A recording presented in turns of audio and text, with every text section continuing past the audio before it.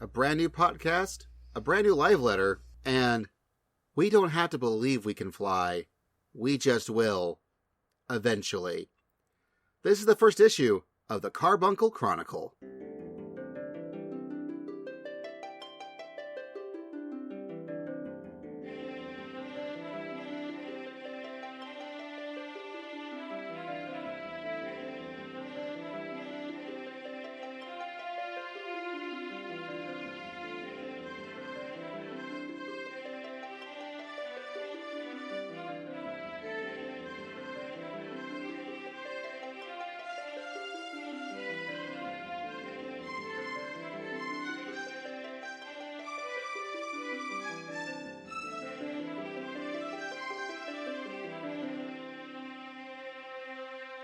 Hello, and welcome to an all-new podcast thing. I'm Basil, and I main a Lalafell summoner on Leviathan named 4K, right as K. Hi, I'm Anna. I made a Lalafell dancer bard on Leviathan named Cormia, right as K.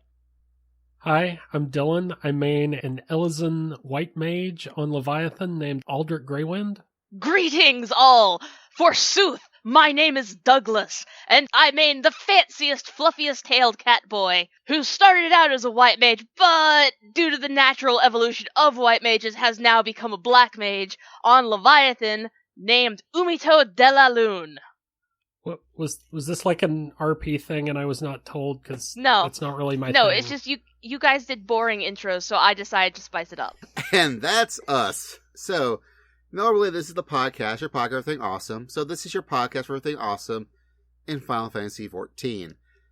For the longest time, we did a Final Fantasy XIV minute where we would talk about little things here and there, but as we kept recording episodes, especially recording episodes in the past for the future, what we talked about in 14 was constantly getting outdated. So we decided at some point we should really do a 14 podcast period so we can actually get it out when things are actively being talked about at the time, which is this. Huzzah, everybody! Huzzah! Huzzah! So Seriously, yeah. is this an RP thing? No. No, it's not. I mean, it could be, but it's not. I mean, we could bring Huzzah back. I mean, I only huzzah at the Ren Fair. And really, isn't Final Fantasy XIV just a video game Ren Fair? Sure is. I mean, you do still have the random stormtrooper that'll walk by. It's true, and people from Star Trek, and people wearing Attack on Titan hoodies, and all that stuff. So, for our front page news, there was a live letter this past week. Yay! We had to get up early on a Friday. 6 a.m. Hey, that wasn't near as bad as it normally is. It's true. Why wasn't it near as bad as it normally is? Usually it's like 3 a.m. for us. Okay, well, also, I ask again, why was it that late? It's based on, I guess, Japanese time, so that was, 7 or 8 their time? I'm guessing that may have to do with it was a good time to go into the office since there'd be fewer people out with the... Oh, I see. Because, I mean, I know in the live letter, Yoshi P and Foxconn, they were in separate rooms, to do the social distancing thing, but still be on the live letter together. But I guess it was probably a better time, like I said, to have the minimum amount of people out and to get it done. So, and they usually try to do it in like a late afternoon, early evening type time for the Japanese. Because 9 times out of 10, it's in Japanese exclusively. And at the beginning, they actually wanted to explain things a little bit. So they had Yoshi P saying stuff, then Foxconn was saying stuff in English.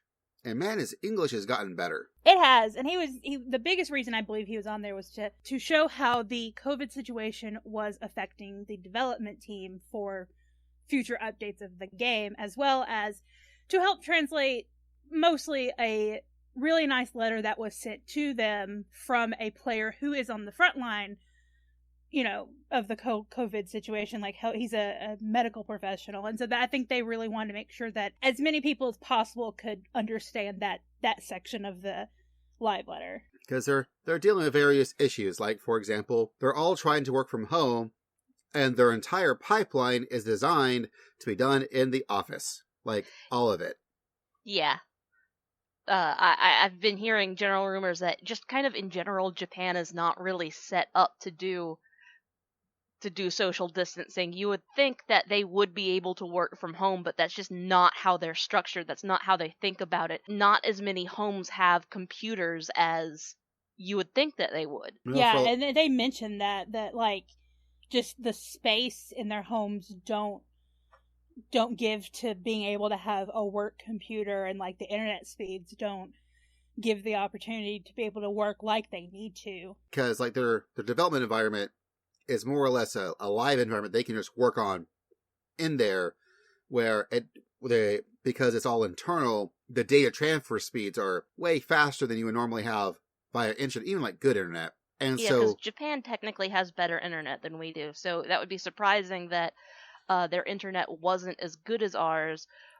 But if we're talking about the massive file sizes of inter-office communications, that might be something completely different. Yeah, and they also mentioned especially the security issues of trying to get into like the servers at their work and everything. That was also proving to be a huge hurdle for them. Yeah, that's interesting, because you would think, I mean, we've gone through that challenge here of, people getting access to stuff at their offices. Like, I know a lot of people who've gone through that and have been in different places.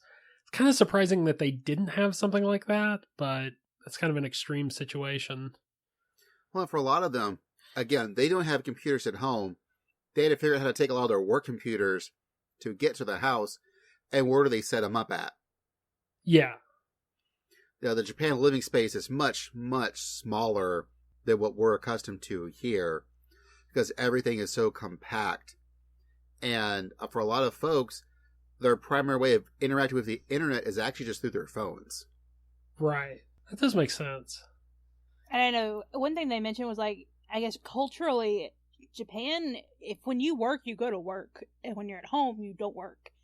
Like, working from home is definitely a new thing that they are having to deal with during this whole thing. Because, like, there's a lot of people in the United States that already worked from home. Like, it's not a new concept for us. Now people are figuring out, you can do different, like, this has made us realize how many jobs can be done from home. But in Japan, they don't work from home. You go to work, and you are at home. They have a good separation of that. Yeah, there's a really big divide. Yeah, because as soon as you open that up, it's really easy for that to kind of spill over into your home life. Well, there's already this culture in Japan of work. So if you don't instill that divide, it's almost the assumed reaction that that's exactly what would happen, is that your workmen would then never get any time off. They would insist on working all the time. Right. And that's not actually good for productivity. Right. Well, it's funny because later when we'll talk about the live letter, there are certain things we're going to be getting in this patch that we weren't supposed to be getting. We got it because the dev team decided in their off time they wanted to work on this. So it's like, when you don't have, again, it's like you were saying, there's sometimes you just keep working and you don't stop. But when you enjoy what you do, And if you got to work at Square Enix, you probably enjoy what you do. I mean, yeah. I'm just putting that out there as somebody who really wanted to work there at one point. I mean, we have a couple of friends in this free company that work for, various companies that have to do with video games, and they love their jobs. They work all the time because they love it. I also remember, for example, Sakurai, the main director producer of Smash Brothers, when he got sick, he would just get an IV put into him and keep working. Yeah. That's rough. That's not good for productivity. It's also why, Naoki Yoshida, our wonderful Yoshi P, is both producer and director. Producer is the person who's actually in charge of the overall vision. Director is the job of making sure everyone gets their stuff done. And he's still doing both because he doesn't trust anybody else to do his job. So the delay for things could be a few weeks. It could be up to like a month or possibly even longer. I know they also mentioned that for them, getting the new Nier raid done was actually hard to test because they had to get 24 people together to run this in the test environment, and just that was hard. Yeah, again, with the internet speeds, you're having to get 20... It's like us when we try to, put Farm Night together. You gotta get 24 people together to go at the same time, and they're trying to test this stuff out to make sure there are no bugs. When we do it, they've already done this. But yeah, I can imagine how difficult that would be. We're probably lucky that they got as much stuff as they did, because I think they said it was mostly done, except for like a lot of big bug testing before the stay-at-home stuff for them happened. Yeah, they said about 70% of it was done before they were given the stay-at-home order. So it is going to be interesting to see how further patches and what are making whatever the upcoming expansion will end up being, how that's all also going to get delayed, but who knows how that's going to work. So let's talk about Reflections in Crystal, patch 5.3. Yay! Woohoo! So this is the grand conclusion to the Shadowbringers story. What? Well, and that's what they've always done. Is 5.3 is the main ending of the story, and then 5.4 and 5.5 will get little bits that are going to connect the ending to the beginning of whatever 6.0 will be. Okay. Like, and I saw a lot of people saying that, and I was even concerned, and I was watching Mr. Happy's video, and he made a good point. He said, this is how they've always done it. Yes, this is the ending, but there's still going to be a little bit more that will connect it and give us, like, our cliffhangers and where we're going to be going in 6.0 and everything. Like, Okay. For example, I believe the 0.3 patch was where Stormblood, where people started falling unconscious. Mm-hmm. Like, that thing started around the 0.3 patch storyline, where they kind of wrapped up Alamigo. I think that's when Raubon decided to stick around Alamigo. But everyone's like, oh, yay! Next thing I know, one of our Scions passed out and was in a coma, and everyone's like, wait, what's going on? Fade to black. That's the kind of patch we're looking at here. You know, at least as plot lines go. Well, the Shadowbringers storyline has been really good. I've really been enjoying it this whole time. Yeah, I'm really excited to see how we're going, because every patch I'm like, how, because I'm always afraid about how we're gonna get the Scions back to the source, but then I always feel bad because we have all of these people we've met in the first. I'm like, can we just bring them with us? So maybe I didn't pay enough attention to how some of the mechanics work, but because I can jump back through Aetherytes between the source and the first, I just assume, like, once they get everything resolved, other people will be able to do that. But I don't know if that's game mechanics or if that's story. They explained it that because we're the Warrior of Light, like, that was the thing, is when the Crystal Exarch was trying to bring us over, he kept missing, and he was bringing the souls of the Scions over. That he finally got it right with us, and our body is there. That's why we can go back and forth, is because our whole entire being is going to the first. And so, yeah, so the souls of the Scions, that's why, you know, you see in the image, which we'll post, with the Exarch holding the crystal. The crystal is what we're going to be putting, or what they're hoping to put the Scion souls into. So the Warrior of Darkness or Warrior of Light, we can physically take that back with us and put their souls back in their body, because we're the only ones that can cross that divide. So yeah, when we figure all this out, unless we figure out some way to open up a bridge to the first from the source, we're the only ones that'll be able to go back and forth. Okay. Like, I remember that, but I didn't get into all the details of how travel worked. Yeah, essentially, we got brought over completely. But before he got that right, he was like, all right, I'm going to do it right this time. Oh, hi, Alice. Well, that wasn't... All right, I'm going to do it right. I'm going to do this right. Yes, I've got you, Y'shtola? That's not... No? Okay, I've got this. Yes, hello, warrior of my heart, Urion Alright. Like, that's pretty much what was happening. He just kept goofing it, and he finally was like, aha, alright, I've screwed up multiple times. This time, I've got it. Ah, yes, thank you, Warrior of Light. Okay, cool. Alright, now I mentioned Warrior of Light. Have you thought about darkness? Here, let me sell you on darkness. Because if you tell Allow people me here to that interest you in darkness. I mean, if you tell people here you're a warrior of light, they're not gonna be happy with you. But, also, shoutouts to Natsuko Ishikawa, who is the lead main scenario writer for Shadowbringers. She did an amazing job, and I kind of hope that they're still keeping her on for whatever comes next as far as plot lines and things go.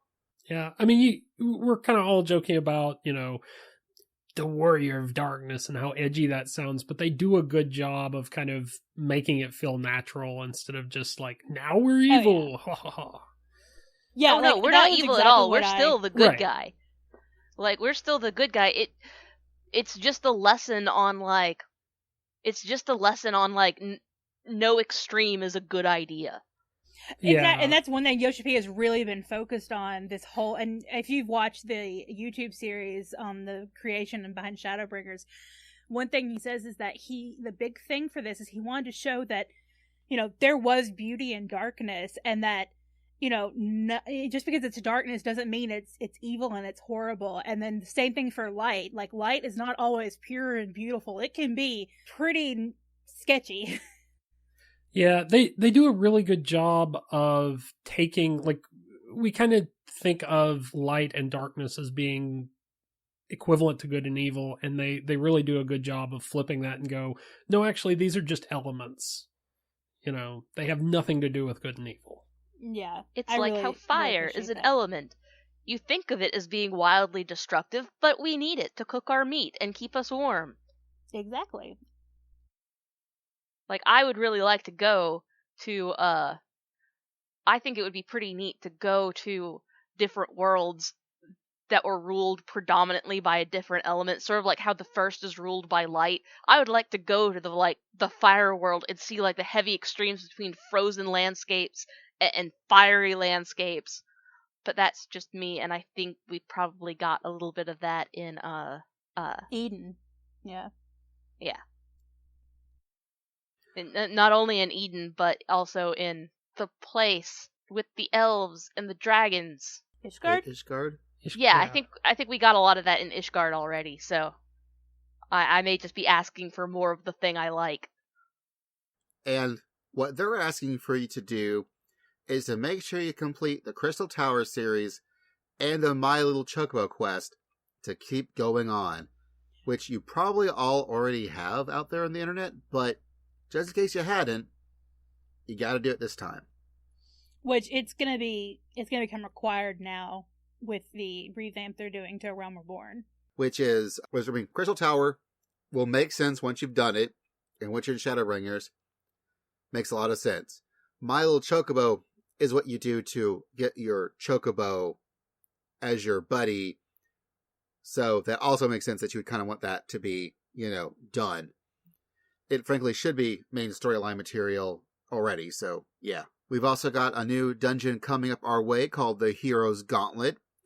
It sounds very nice, very appealing. Looks like it takes place... Well, it looks... I know what you're going to say. It looks like it takes place in Lakeland, but apparently if you look closer at the image, there's some fairy-like creatures there, so we don't know if it could even be like some dream world or something kind of like from the Pixie Beast tribe. Sorry. Who knows? Fairies are weird. Fairies are dangerous. You should never make deals with them. Haha, like you did. Yeah, well, that's not in 14. It's not in 14. Right. Although, thank the Lord that we at least got, the one fairy that's cool, and not a cop. Okay, go on. Alright, next up, we also have a new beast tribe, Dwarves. Which, man, Ooh. That feels weird. Playing a Lalafell main and knowing that we're just dwarves. Well, but dwarves if you notice, are a they've beast taken tribe. away. No, if you notice, they have stopped calling them beast tribes. Even in the live letter, they do with the Pixies. Was it the Pixies or the Qatari? Maybe the Qatari. They no longer call them beast tribes. They just call them tribes. It's a new tribe quest. Because I believe that they thought about that with the dwarves and Lalafells. They're like, look, they're not a beast tribe. So they've taken that out, actually. Well, that's fairly new. That's a pretty big development. that they did, Yeah, and I hope they explain that, because they've been pretty adamantly calling them beast tribes up until now. Right, I believe it was with the Qatari that we noticed that they didn't put beast tribe, but they just put tribe. But either way, it's crafting. I feel a little weird about it being crafting, because this whole expansion feels like they've really focused on crafting, with Ishgard and the Qatari being a gathering tribe, and now we have a crafting tribe. Well, good. They really didn't focus too much on crafting. I feel like crafting was really lacking in Stormblood. But I feel like a lot of things were really lacking in Stormblood, so... But, well, and granted, the best tribe in Stormblood was the Namazu, and the best tribe in Shadowbringers are the dwarves. I mean, that's you that's say race before bias. you even played them. I mean, with what we've interacted with the dwarves, I do like them. I have been a fan of the pixies. I did enjoy that quest line a lot. Well, the dwarves are set up more like more typically of the beast tribes back in A Realm Reborn, you know, where we have the good tribe that we know is the good guys, and then there are monsters, you know, antagonist versions of them elsewhere on the map. So it does make sense that they would be a tribe that way. It's just, you know, the whole difference between beasts and civilized tribes. Right. We're also getting the new quest of Garleans Gone Wild. The Sorrow of Warlit. Well, it's the weapons. Like last time we got a ruby weapon. And we've got either its sapphire weapon, or it looks like Mr. Happy thinks it's Ironworks Ultima weapon. So well, when you look at it, there are Ironworks type symbols on it. So that I think that's where that came from, and because we're not getting a new trial this time, it's kind of like, I have a feeling that the 4 weapons are going to be similar to the 4 lords, where we don't actually fight all 4 of them. I believe there is going to be an instance for it. So he had mentioned even like using this possible Ironworks weapon to fight against that weapon as like a solo instance, possibly, which I think would be kind of cool. So we're gonna finally get giant robots. Kevin, we might get giant robots, pilotable giant robots, in our Final Fantasy MMO game. This expansion, we've had lesbians and giant robots. Why is Kevin not playing again? Well, they're all in the patches. That's the trick. He's got to get to the patches. And with the new patches, we're also getting a brand new secret trial. Ooh. What?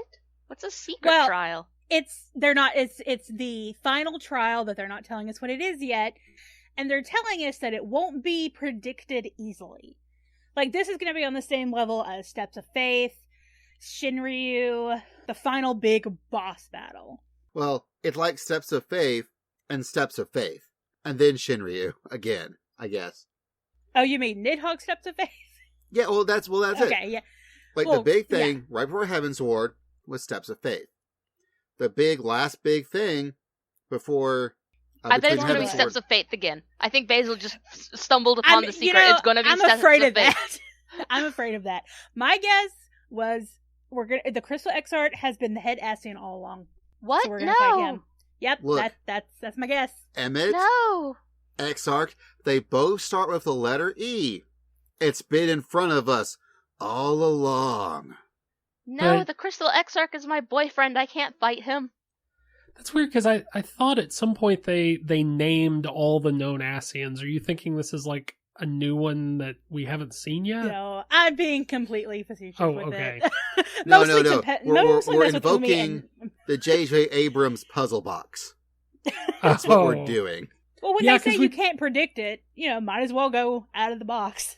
Like, actually, the secret trial is in fact going to be Yoko Taro himself. He's actually going to leave the Nier raid and be like, "Hey guys, you're fighting me now. This is what I'm about." And see, here's the problem. Like to by die. that point, if we're getting the second part of the Nier raid, our characters may be deleted by that point. Oh my god! So we gotta make a brand new character to go into that fight, just for that fight. Like, oh my god, you guys haven't even played that game yet, have you? Like, you need to play that game. Oh my god, I was not expecting a game to hit me in the feels like that. Like, oh my god. I can't even, like, I know I explained it all to Anna when it happened because it was so, like, fresh and raw that I had to talk to somebody about it.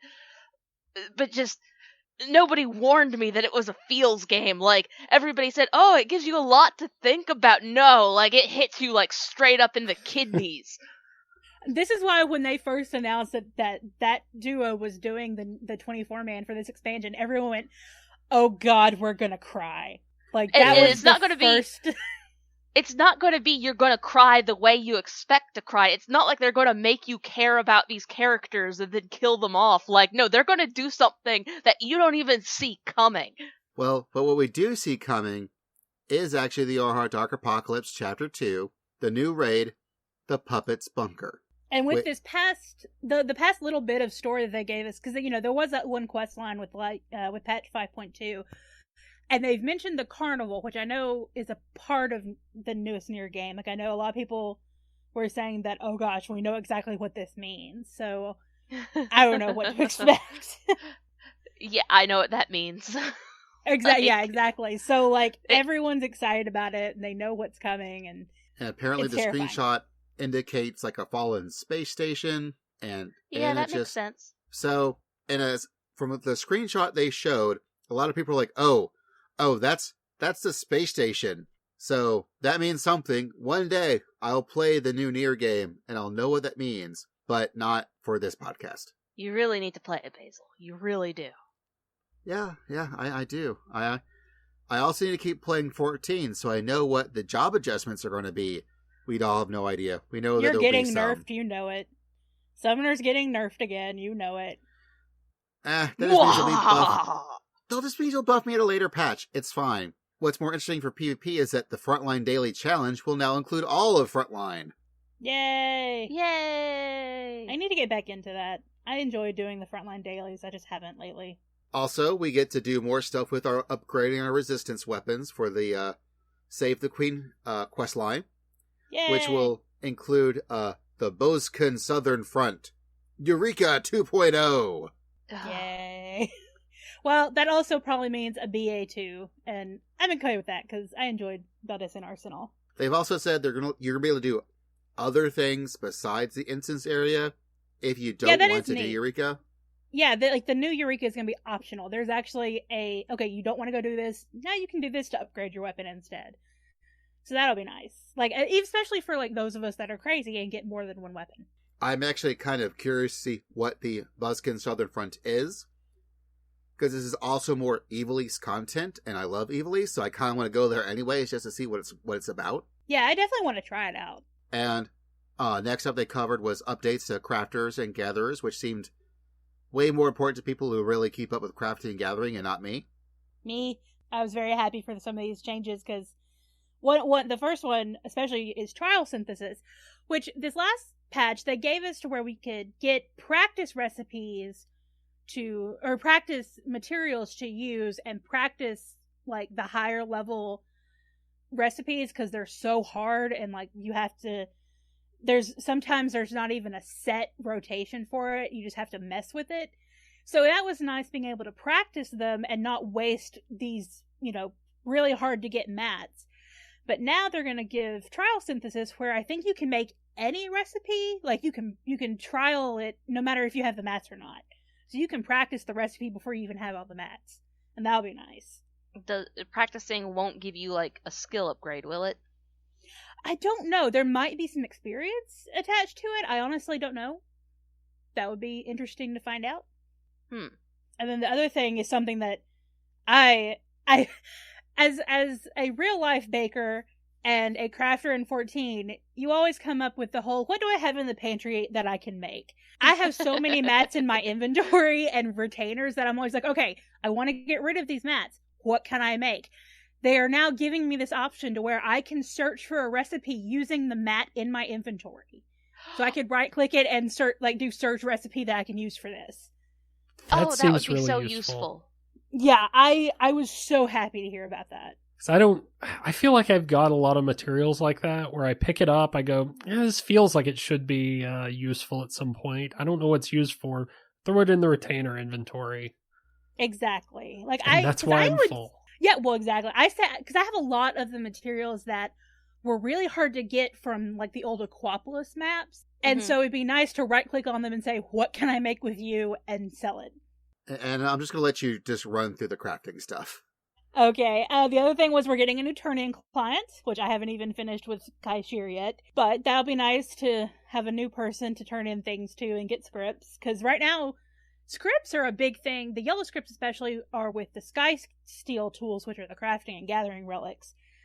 I know I have to use a lot of yellow scripts for that.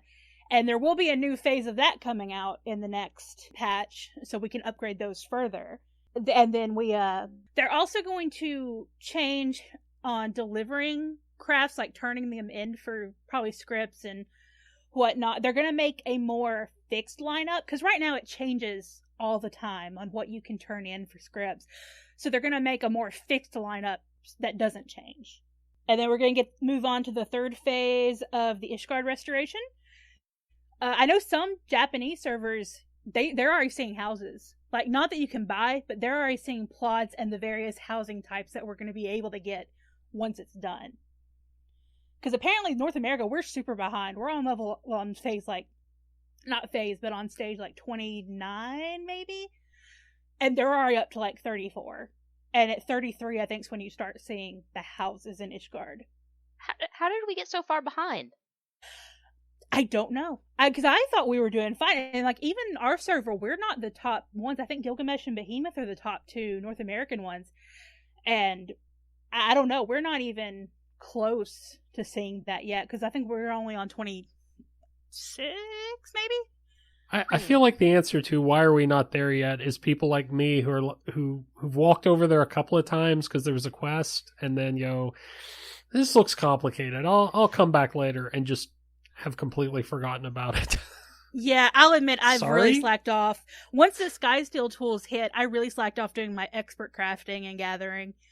So I definitely want to get back into it because, like I said, the third phase is going to be coming up, and they're going to reopen the ranking system, which I didn't even think about doing that last time because I'm like, I'm not going to get anywhere near a rank. I ended up getting top 100 in 2 different classes. Wow. So I may actually try it. And because I got a special title for it, and I know if you got in the top 12, I think you got another title. So it's really, and you get it from gathering, you get it from crafting, just anything that gives you the points.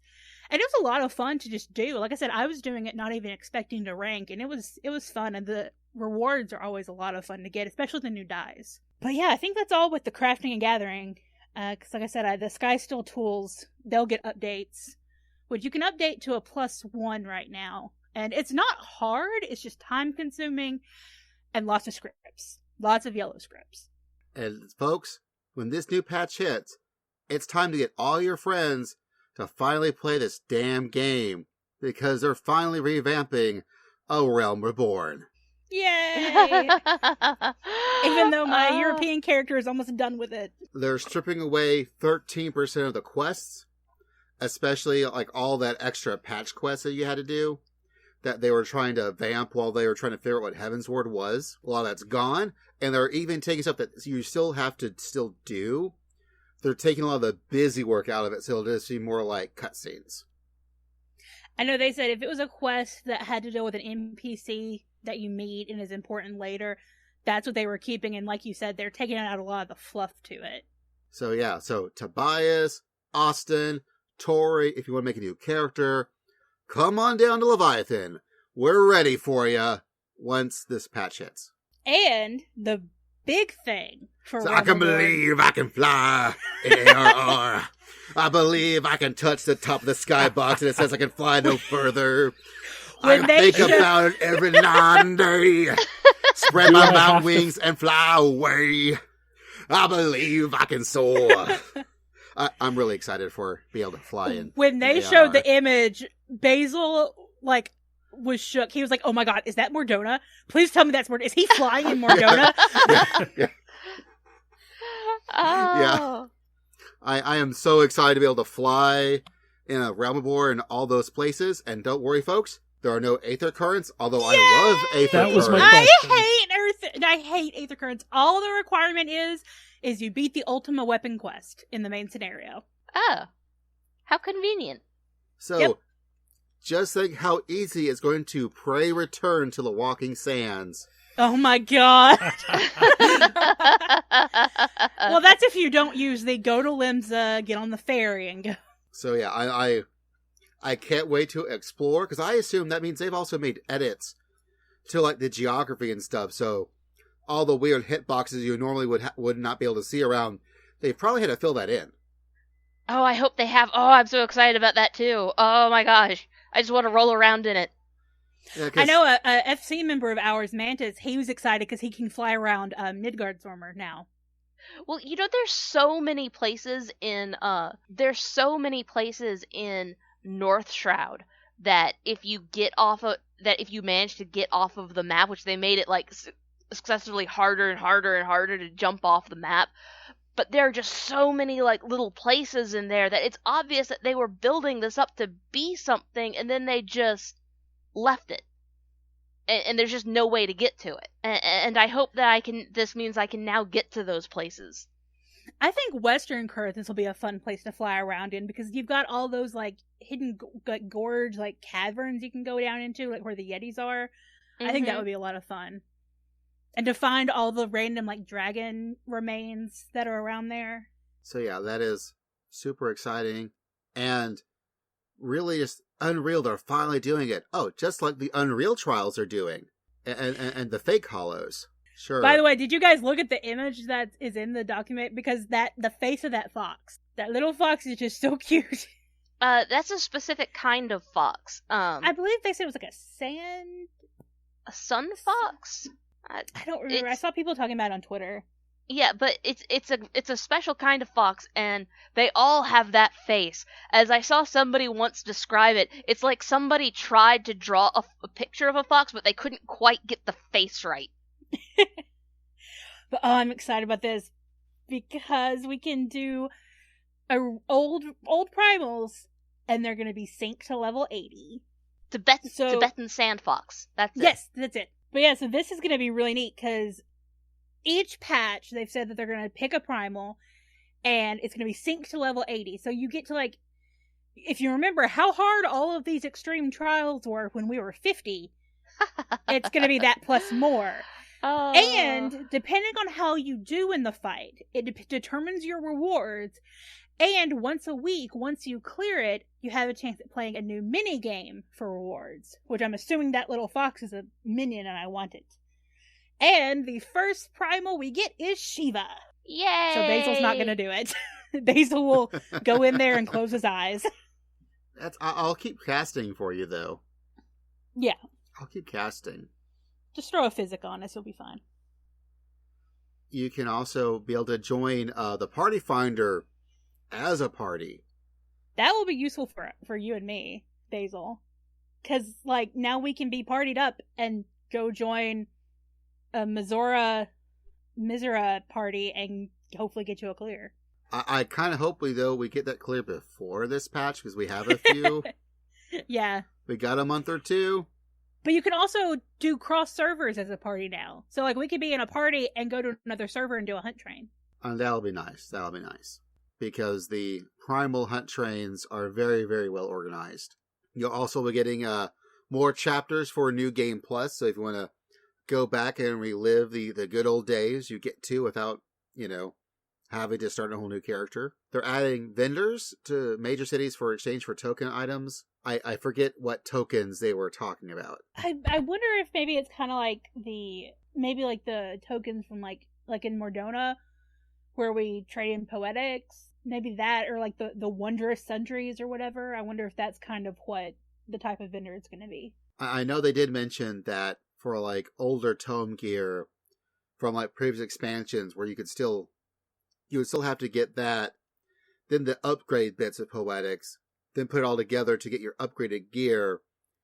It may sound like they're just going to just take away the old stuff that couldn't be dyeable, the bad, the not so good stuff, and you can just get the good stuff without having to deal with the extra upgrade bit. That would be nice, especially for like maybe even like Blue Mage, when it gets to 70, you can just go spin Poetics and get that gear instead of having to get that gear and the upgrade and then go upgrade it. It also will help for folks that aren't like level 80 and everything. They give them more excuse to be able to level up alternate jobs. I don't understand. Who's not level 80 and everything? Well, there'll also be another expansion. They'll probably introduce a new job or two. That's true. That you'll have to They get to level better 90. introduce bunny boys. That's what the Easter event was for. You No. got a bunny outfit. No, that is not the same. That is not the same thing, and you know that it is not the same thing. It's I a little know. bit creepier. It's significantly lot. creepier. Those bunny outfits were really creepy. Yeah. I like the dapper one, though. Like, why did they make them look so creepy? But anyway. And then the last thing that they mentioned was we're getting a new menu for our umbrellas, which is nice because I don't like how we have to go get them Okay, now. what? I haven't played in a while. What are umbrellas? Okay, technically they're parasols, is what they're called. But in the Ishgard Restoration, in the Firmament, which is where we're the Ishgard housing, one of the things you can either win from the Moogle scratch-offs or you can buy with scripts are parasols. Right now there's currently a black one and then a blue and white one. And basically you can pull, it's like a mount, that's kind of how they've developed it. And so you can hit the picture, the icon in the menu, and your character holds the umbrella while you're running around. So you can have an umbrella wherever you want. So it's another goddamn little collectible thing, huh? Uh-huh. Oh, Hey. When it's raining, your character doesn't get wet. It's true. Like, I like how you say that as if that isn't like what most MMOs are at a certain point, you know? Yeah. It's another goddamn little collectible thing. It's another thing for me to do. If you want it, you need it. Yep. Gotta have it. I mean, all the exists. cool kids have it. All the cool kids have it. It really shows that you haven't like put much time in the game if you don't have one. Like, nobody's seriously gonna talk to you. You're a If you filthy don't have casual this. like me. Not gonna lie, when I went to the Crystarium to clear out all the side quests I never bothered to do, and it was raining, I was like, well, shoot, let pop this parasol. So my character doesn't get wet as I'm running around all the stuff that's raining because everything's at roofed. Yeah. See, this is why, like, I'm collecting them because it's what I do. But I don't ever pull it out. Like, hell, when I'm running around Animal Crossing and it's raining and all of my neighbors have their umbrellas out, I'm just running around getting wet. Because it doesn't affect you like it would Exactly. in real life. Because you're not really wet. And Umi, you talk like this is a bad thing, but when the log horizon happens, you're no, really we're going to need umbrellas. You're We're going to need umbrellas. We're going to need to know how to make umbrellas at the very least. Like, But that was a live letter. Like, I know the second half, they watched, Yoshi P actually went on to some Japanese servers and hung out with people and talked, but we didn't actually watch the rest of that. We went back to bed. And it was really cute how Yoshi P and Foxclaw had little chocobo plushies beside them. So even though they were in separate rooms, they weren't alone. Yeah, I loved Foxclaw. He had drawn on a dry erase board behind him his little Chocobo Senkway. It was cute. And really, that's how you social distance, folks. You get a chocobo plushie and just keep it beside you, and you're fine. Just stay away from everybody else.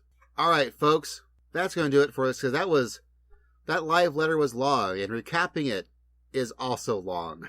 I mean, it's a major patch, so there's a lot in it, which makes sense. And we've got the current patch to enjoy for a little bit longer since they got those delays.